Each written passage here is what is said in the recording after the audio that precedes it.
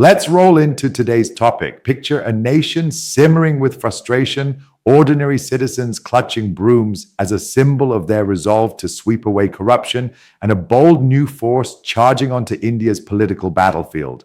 That's the electrifying saga of the Aadmi Party, or AAP, a movement that ignited hope and rattled the establishment.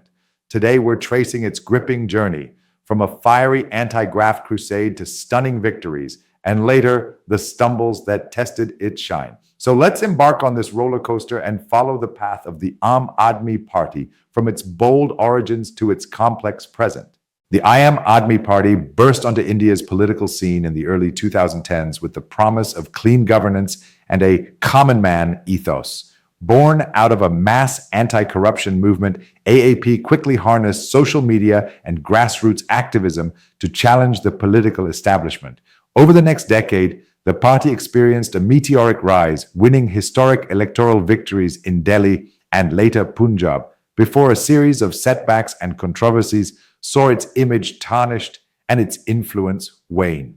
This report examines AAP's journey from its origins as an anti-graft crusade to its present-day struggles, detailing key milestones, shifting leadership dynamics, corruption allegations, internal fractures, changing public perceptions, and its current status on the national stage. AAP traces its roots to the India Against Corruption movement of 2011, a series of nationwide protests against graft that coalesced around activist Anna Hazare's demand for a Jan Lokpal ombudsman law.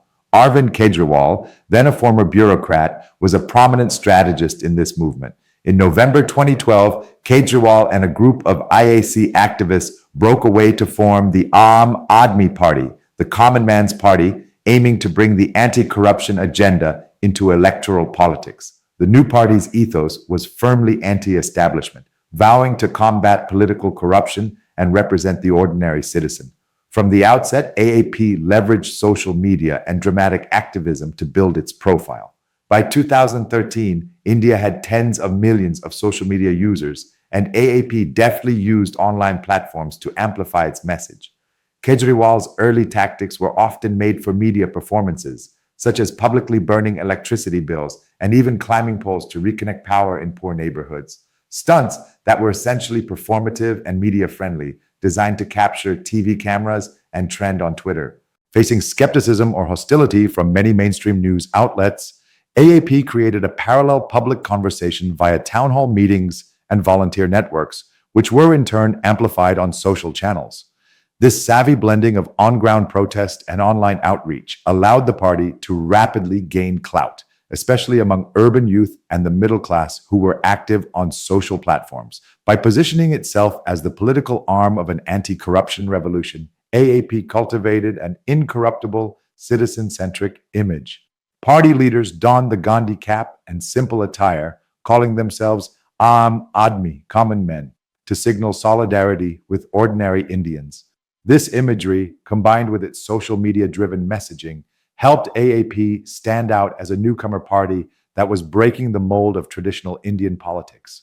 In summary, AAP's origin was inseparable from the energy of the IAC movement and the rise of digital mobilization, a party ostensibly born in the media and fueled by middle-class frustration with corruption. AAP's political rise was swift and marked by several high-profile victories. Its first major breakthrough came in the 2013 Delhi Legislative Assembly election, barely a year after the party's formation.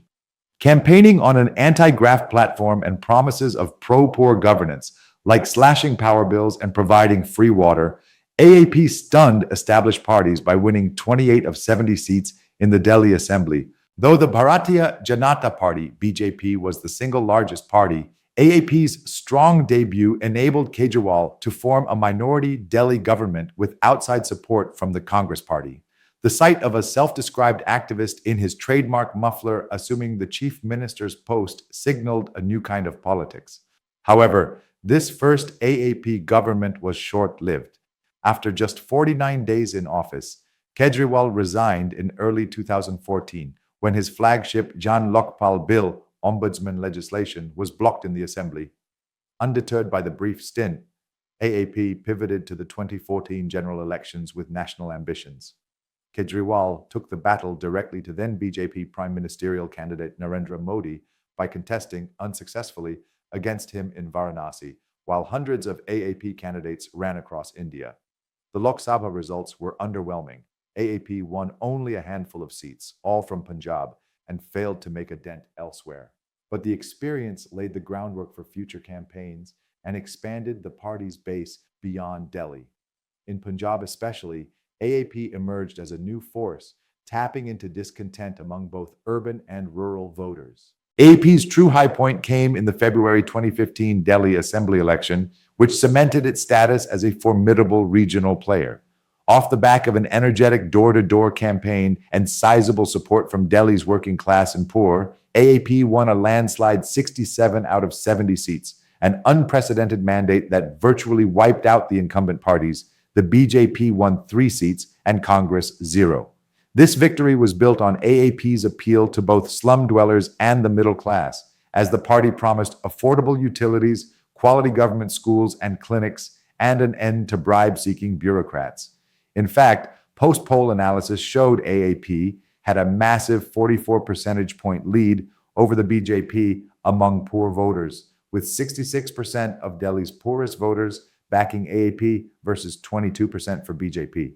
The party also made inroads among middle-class voters, enjoying a 16% lead over BJP in that demographic in 2015. This cross-class coalition, from slum residents to professionals, underscored AAP's early image as a champion of the Aadmi, cutting across social strata. Another milestone in AAP's rise was its expansion outside Delhi, particularly in Punjab.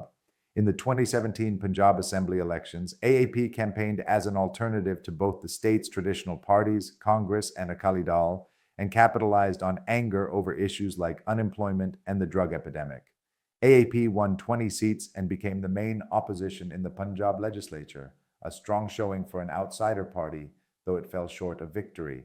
The party learned lessons and built its cadre in the state, setting the stage for a breakthrough 5 years later.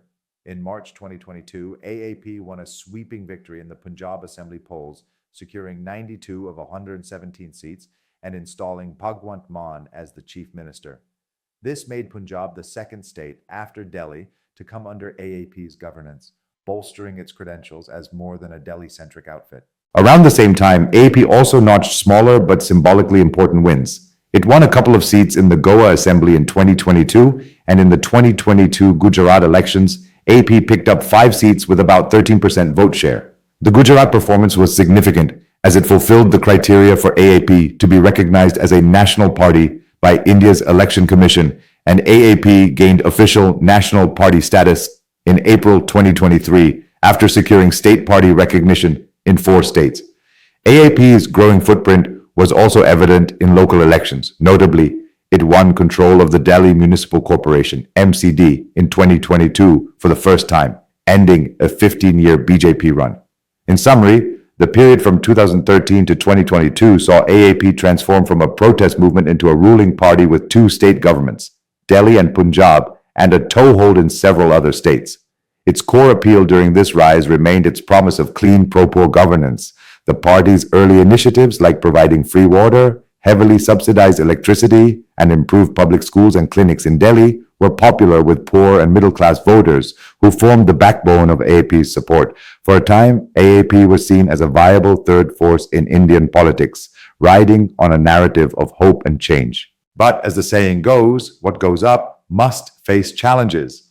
AAP's journey hasn't been all smooth sailing, and we'll explore the setbacks, controversies, and shifting tides that followed. Stay tuned for part 2, where we'll unpack the struggles, corruption claims, and internal rifts that tested AAP's promise.